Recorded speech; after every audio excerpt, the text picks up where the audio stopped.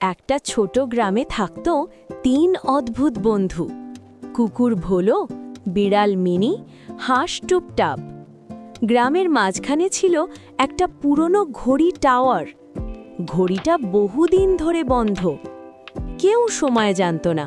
সকাল দুপুর সন্ধে সব গোলমাল।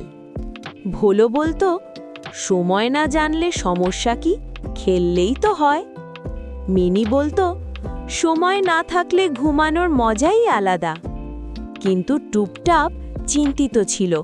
সে বলল, সময় না থাকলে জীবন এলোমেলো হয়ে যায়। একদিন হঠাৎ সবাই দেখল ঘড়ির কাঁটা নড়ছে, কিন্তু অদ্ভুত ব্যাপার, ঘড়িটা হাঁটছে।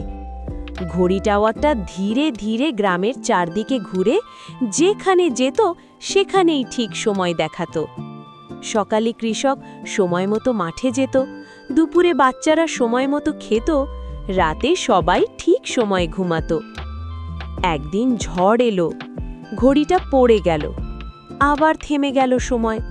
সবাই চুপ। টুপটাপ এগিয়ে গিয়ে বলল, ঘড়ি না থাকলেও আমরা তো সময়ের দায়িত্ব নিতে পারি। সেদিন থেকে ভোলো সকাল ডাকত, মিনি দুপুরের সংকেত দিত, আর টুপটাপ সন্ধ্যার খবর দিত।